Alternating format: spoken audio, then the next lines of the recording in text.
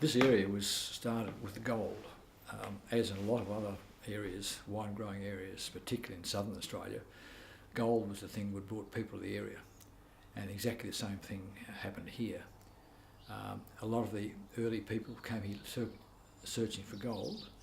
They'd come from wine growing areas in Europe, and when they arrived at Great Western, this looked like a pretty good area to grow grapes, and that's exactly what they did. The Bests followed on a bit further. They came in 1865. Two brothers, Joseph and Henry. Joseph started where Seppels are today in 1865, and Henry came down here in 1866. They'd come from overland from Portland. They'd originally arrived in Tasmania, and they came up onto the goldfields as butchers, and they set up a butchery. And behind Seppels, even today, there's a road there which was originally known as Slaughterhouse Road, and that's where they had original butchery, where they used to kill meat for the miners. Joseph took up the land there in 1865, and as I said, Henry came down here in 1866. The first vines were planted in 1868, and in our old cellars down below, you can see some of the big timbers, which I would assume would have come from those original vineyard sites when the timber was cleared. They were quite successful. I think it was an area in Australia where wine was quite acceptable, and also there was quite a lot of export of wine at that stage. Wine was exported through to, a lot of it even went to India, because we must remember the British Raj was in India and their demand for wine was quite strong. So apart from local trade, which I'd imagine to be fairly small, there was quite a big export trade for the wine industry from this region. My great-grandfather was a caterer, a temperance caterer at the Great Exhibition in Melbourne in 1888. This gave me interest in wine, such interest that he purchased a vineyard at Rhymney in 1893. So our family, as it was then, moved to Rhymney in the early 1890s. The vineyard at Rhymney was quite successful, though it did have a few problems. And I think at this stage the wine industry in Australia was going quite well, largely due to export to UK, but also to the Raj in India at that stage. Henry Best had died in 1913, and his son Charles, who really had no great interest in wine, didn't want to continue on the business, so my grandfather purchased the Best vineyard in 1920. So we had two vineyards at this stage, one at Rhymney and one at Great Western. We maintained because Bess had a good name, we maintained the name. We were selling Thomson's wine from Rhymney and Bess wines from Great Western. In the 20s, of course, things changed quite dramatically. During this period of time, the government was paying Australian wine producers who are exporting wine a bounty to produce wine. This, with the Depression years coming on and exports dropping quite dramatically, the government removed the bounty. And this virtually created the demise of quite a large number of Australian wineries at that stage. We're no different. We decided that the Great Western property was a better property, and this was kept, and we were forced to sell Rhymney.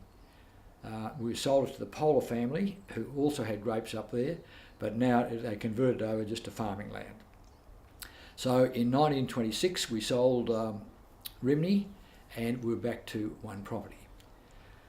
Things were pretty tough in the 20s. My grandfather was, I don't say a gambling man, but he took a lot of chances. And in 1930, on a duck shooting visit to Swan Hill, he got sidetracked on the wrong road and went past a small vineyard. Now, with my grandfather, this was like honey to a bee. So he became quite good friends with the vineyard people at a place called Lake Boga.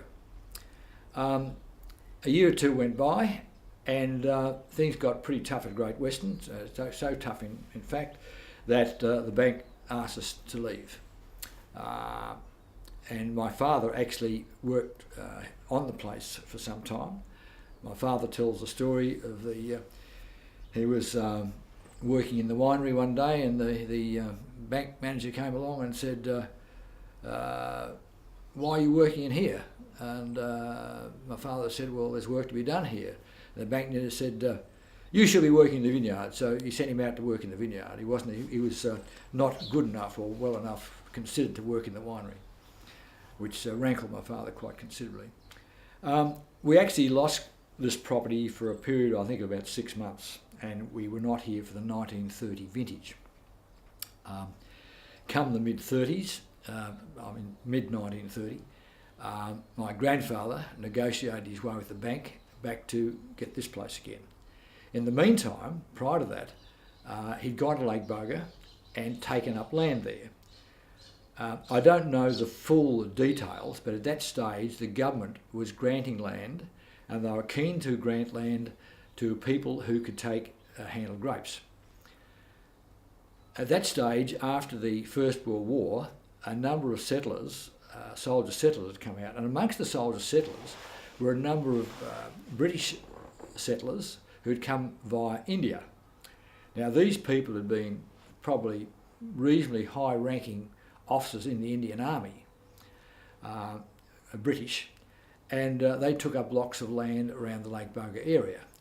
Well, it's a very, very tough area up there, and these people, to put it mildly, didn't have a clue. We started up there. We took up land in 1930. I don't know what we did for money. Money was, I think it was a grant. I think we were allowed to set up a winery there and provide the land, providing we guaranteed to take the wine for so many years. They started up there on what is now virtually salt flats. And I remember an old chap telling us years ago that it was always known as Misery Farm. And I think we were there for only a short period. We moved further up onto the sand hills to a bit higher area, where our present we developed our present place. So that gave us 1930. I guess the bank said, look, you've got assets up there. Well, I hate to think what they were.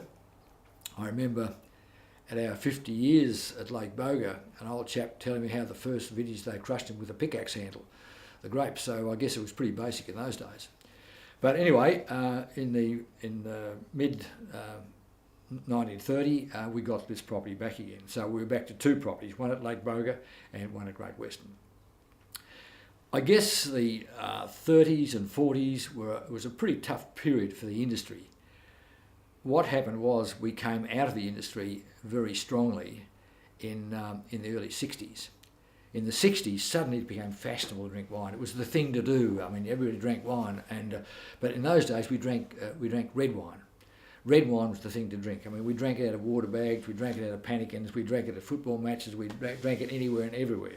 Red wine was the cult thing in the mid to late 1960s. Then, of course, while most Australians are reasonably bright, they begin to wake up to the fact that drinking hot red wine in the hot Australian sun wasn't a hell of a good idea. Maybe we should be looking at something like cold white wines. And the early 70s brought in quite some big technological changes, and that we were able to make our white wines with a bit of residual sugar without them exploding in the bottle, fresh, aromatic, slightly sweet wines. And this was the birth of particularly the variety Riesling in the mid-70s in Australia. And it really led the market. The market really took off at that stage because he was a wine that anybody could drink, light, fresh, aromatic. It suited our climate and it suited our style. The only problem was, of course, that in the 60s and early 70s, all we'd done was plant red varieties. So this created quite a few problems, shortage of excess of red wines and shortage of white wines. This continued to change. Over the years, varieties have been in demand and some not demand. We went through the Riesling stage. This waned a bit, and then we went back to Shiraz. Then Chardonnay came along, and this was just incredible. Chardonnay was a huge juggernaut, which just about cleared every white wine out of its path. It's still, while we talk about ABC, anything but Chardonnay is still today a very, very popular variety. Things continued on. We had our booms and busts. I guess certainly during the 70s was a huge boom. Early 80s saw things, we were facing overproduction and high dollar, And also by that stage, we'd almost reached our capacity for our domestic market. With a lot of vineyards in, we found it hard to sell our wine. Prices were dropping, the dollar at that stage was quite low, and then Chernobyl in Russia. Now, this had the effect of creating a demand for clean wines. At this stage, Sweden were buying quite a lot of bulk wine from us, and I think I'm correct in saying in the early 80s, they were probably our biggest, or by mid-80s, they were our biggest importer of wine, mainly in bulk, which they then bottled in Sweden. But this was the start of our export market, and I think from then on, our export sales just went up and up and up, and it's only the last 3 or 4 years that they've plateaued out, and now they're starting to fall. So we've had a dramatic period, but during that period, I've seen 3 booms, and now I think we're at the bottom of our 3rd bust. Things have been very tough in the industry the last 3 or 4 years, largely due to overproduction, but now, of course, the big problem we have is our very high dollar, which has put us in a very, very difficult situation to export virtually anywhere in the world, apart from maybe China, Singapore and the eastern countries.